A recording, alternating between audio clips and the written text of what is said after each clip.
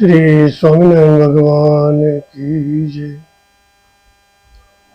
वंदे श्री पुरुषोत्तमं च परमं धामाक्षरं ज्ञानदं वंदे प्रागजिभक्तमेव मनघं ब्रह्मस्वरूपं मुदा वंदे यज्ञपुरुषदासचरणं श्रीयोगिराजं तथा वंदे श्रीप्रमुखं महन्तगुणिनं मोक्षाय भक्त्या सदा। श्री स्वामिनारायण भगवान की जय। अक्षय पुरुषोत्तम महाराज की जय। गुणातीतानंद स्वामी महाराज की जय। श्यावल रामचंद्र भगवान की जय। उमापति महादेव की जय। राधा कृष्ण देव की जय। सभी संतन की जय। प्रकट गुरु हरि महंत स्वामी महाराज की जय। मेरे बुजुर्गों को मेरा प्रणाम और बच्चों को आशीर्वाद। जैसा कि हम समय समय पर अक्षरधाम में जो गतिविधि होती है, जो सत्संग प्रवृत्तियाँ चलती हैं, जो महोत्सव उत्सव होते हैं, उन सभी का लाभ हम आपको समय समय पर देते रहते हैं। जैसे कि अभी पहले के एपिसोडों में जो जून जुलाई के महीने में हरि भक्तों की जो परायण चलती है, उनका लाभ हमने आपको दिया। इससे पूर्व श्री हरि की जो लीलाएं हैं, जो कथाएं हैं, उसी क्रम में आज हम बात करेंगे श्री हरि की दृढ़ता, यानी कि दृढ़ता पूर्वक उनका जो निर्णय है, आज उसके ऊपर हम अपना कथा वाचन करेंगे। मैं पुनः उन्हीं सभी भाई बहनों से प्रार्थना करूंगा जिन्होंने अभी तक इस चैनल को सब्सक्राइब लाइक नहीं करे, कृपया चैनल सब्सक्राइब करें, लाइक करें, शेयर करें और अपने सभी भाई बहनों को और संबंधित जनों को इसको आगे प्रेषित करें। श्री हरि की दृढ़ता जब से स्वामी सहजानंद महाराज ने धर्मधुरा संभाली थी, तब से रामानंद स्वामी के शिष्य संतों में एक शिष्य रघुनाथ दास, एक जो अप्रसन्न रहता था, वो उस समय तो कुछ नहीं बोल पाया, लेकिन परंतु अब अपना वो दोष वो धीरे धीरे अपना प्रकट कर रहा था। ऐसे ही दो महिलाएं थी, हरबाई और बालबाई। वो दोनों महिलाएं जो वर्षों पूर्व आत्मानंद स्वामी जी की शिष्य थी। दोनों महिलाएं वायुवृत्त थी और उपदेष्टा भी थी, परंतु उनका जो अभिमान, उनका जो घमंड था, वो आसमान को छू रहा था।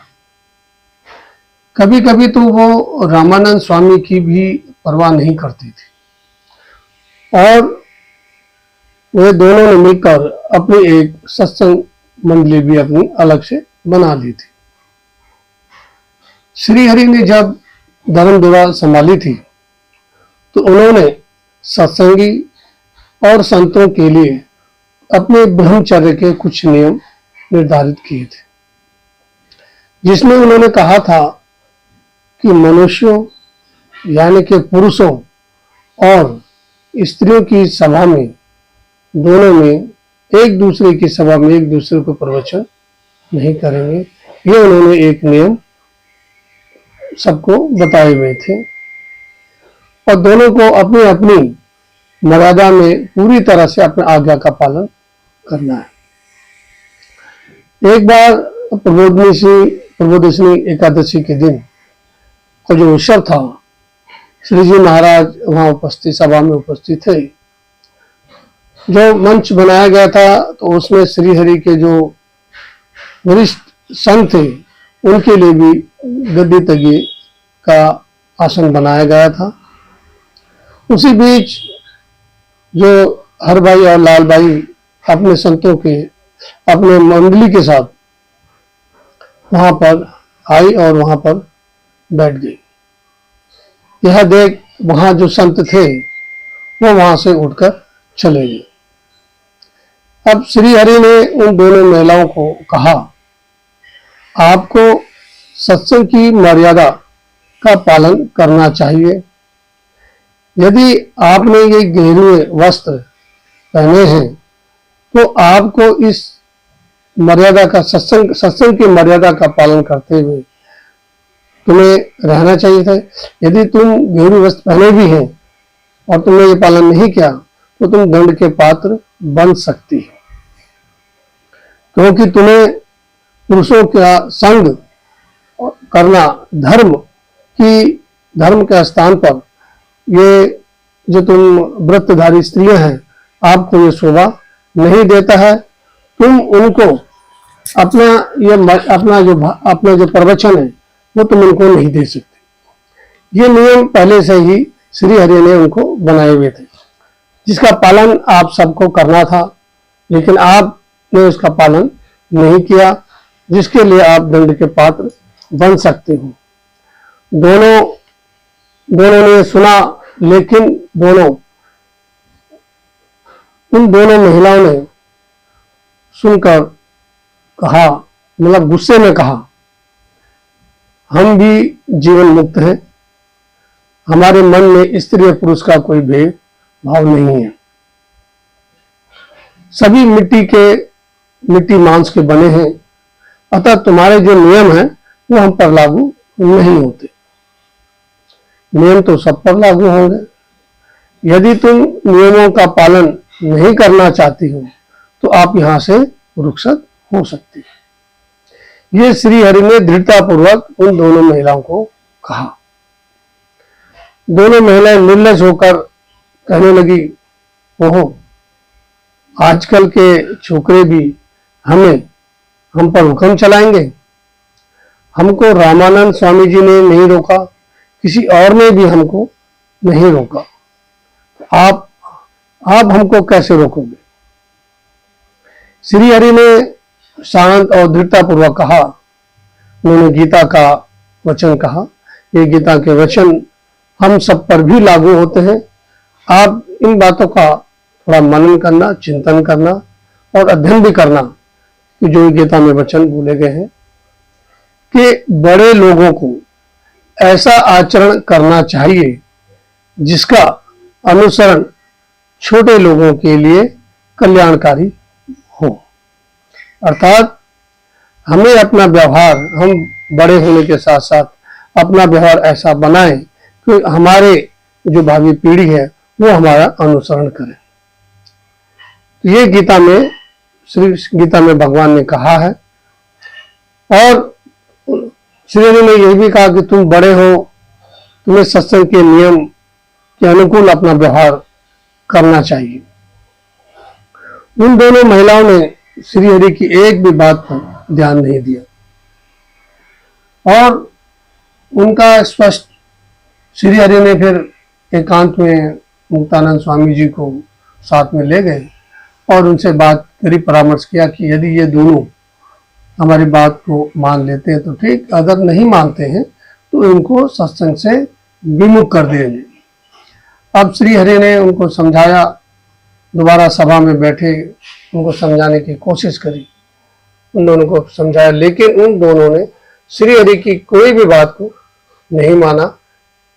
तो श्री हरि ने उनको मौका भी दिया था, लेकिन वो उस बात को एक्सेप्ट नहीं किया और दोनों अपेक्षा और अनादर पूर्वक उनकी बातें सुनते रही, लेकिन अपनी बातों से वो टस से मस नहीं हुए। श्री हरि ने नियम पूर्वक, मतलब ये कहो कि निरुपाय होकर और दृढ़ स्वर में उनको कहा कि इन दोनों को हम अपने सत्संग से बहिष्कृत करते हैं। हमारे साथ के जितने भी हरि भक्त हैं उनका इनके साथ किसी भी प्रकार का व्यवहार नहीं रखना है।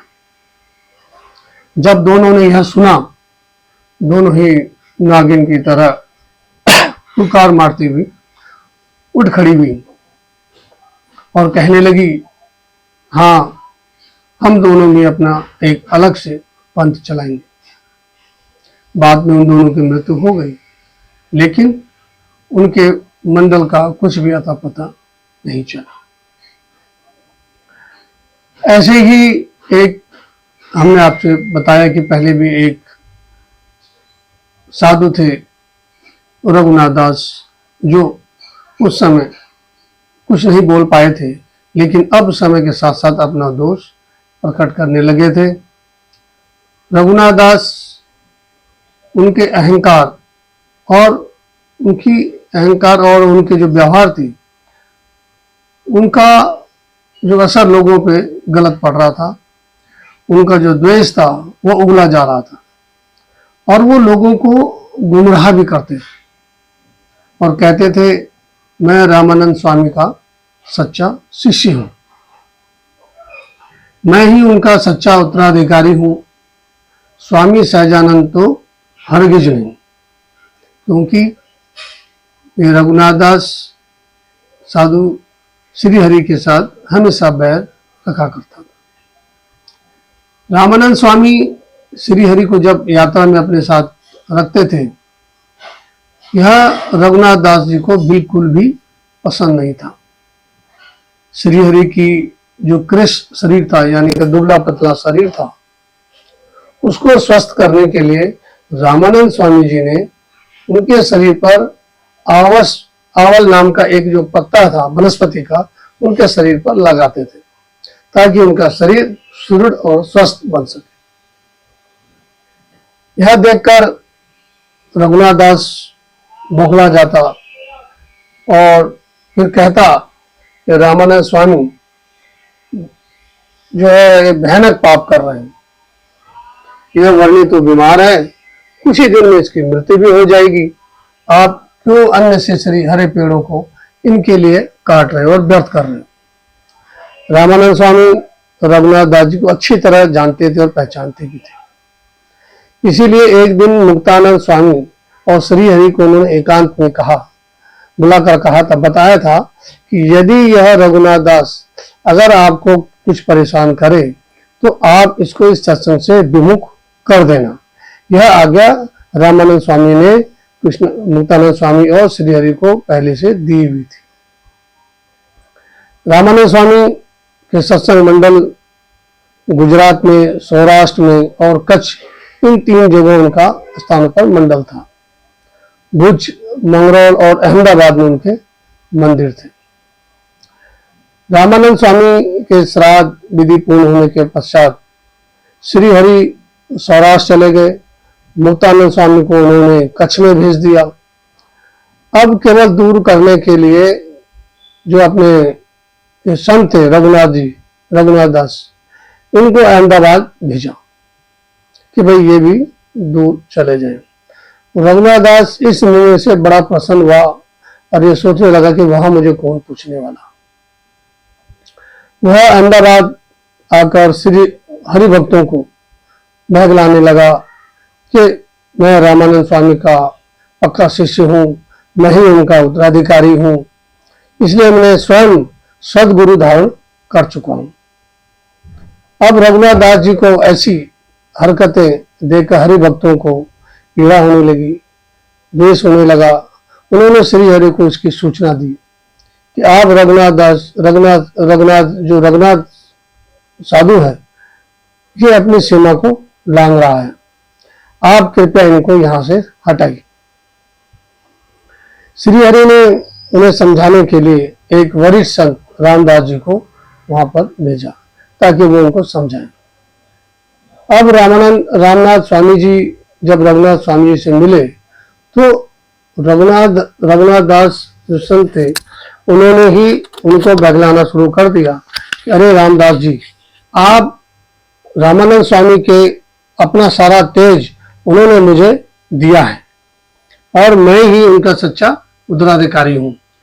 यह बातें भी वो रामदास स्वामी जी को कहने लगे। अब रामदास स्वामी रघुनाथ दास से उबकर उन्होंने श्री हरि को लिखित में पूरी घटना क्रम उनको दे दिया। कि रघुनाथ दास जी अपने कुछ शिष्यों के साथ आए। जब यह समाचार श्री हरि को मिला था कि भाई रघुनाथ दास जो है वहां पर सही ढंग से सत्संग को व्रत नहीं चला रहे हैं और अपनी आप को सच्चा उत्तराधिकारी मान रहे हैं, श्री हरि वहां पर अहमदाबाद में पधारे एक गोसाई जी के मठ पे आकर उन्होंने निवास किया। तो उनको मिलने के लिए रघुनाथ दास अपने शिष्य संतों के साथ वहां गया और श्री हरि से मिला। श्री हरि ने उनको समझाने की कोशिश करी कि आप सत्संग में रहकर सत्संग की मर्यादा के अनुसार आप लोगों के साथ सत्संग कीजिए, और यदि आप चाहते हैं तो मैं अहमदाबाद को आपका मंत्री भी बना देता हूं। यह सुनते ही रघुनाथ दास बौखला उठा, ओह, तो क्या तुम मुझे यहाँ के संत बनाओगे? तो क्या मुझे तुम्हारी आज्ञा में रहना पड़ेगा? अब वह चिल्ला रहा था, गुस्सा हो रहा था। अब इसी गुस्से में जब चिल्ला रहा था तो वहां पे कुछ वैरागी संत उस मठ के अंदर प्रवेश आए। श्री हरि ने उन वैरागी साधु, जो उनके देसी वैरागी साधु थे, श्री हरि वहां से उठकर निकल गए। अब वो रघुनाथ दास वहां पे चिल्लाए जा रहा था, बोले जा रहा था। अब जो वैरागी संत आए थे उन्होंने रघुदास स्वामी को श्री हरि समझ लिया और समझ के उसकी अपने चिमटे भाले लट से जो है उसकी खूब पिटाई कर कि भैया श्री हरि है, ये समझ कर। अब उसकी पिटाई कर दी तो वो इतना बेहोश हो गया कि वहीं पर अधमरा हो गया। अब अगले दिन श्री हरि ने अपने सत्संग मंडली में विचार विमर्श किया कि भाई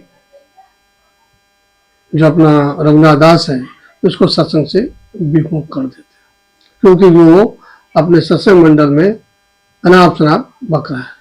इस प्रकार से लोगों को रघुनाथ दास की जो हरकतें थी उससे लोगों को राहत मिली और सत्संग प्रवृत्ति पुनः चालू हो।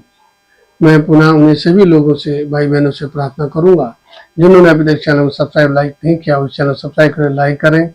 और मैं पुनः एक बार दोबारा उन सभी अपने उत्तराखंड भाई बहनों से प्रार्थना करना चाहूंगा जो इस वीडियो को देख रहे हैं, समझ रहे हैं, इस चीज को अपने उत्तराखंड में ज्यादा से ज्यादा लोगों को प्रेरित करें, ताकि उत्तराखंड में भी लोगों को यह भगवान स्वामीनारायण की लीलाएं, कथाएं को ज्ञान और प्रसार हो सके, वहां पे भी सत्संग का प्रचार बन सके। यही मेरी प्रार्थना अपने उत्तराखंड भाई लोगों से। जय स्वामीनारायण।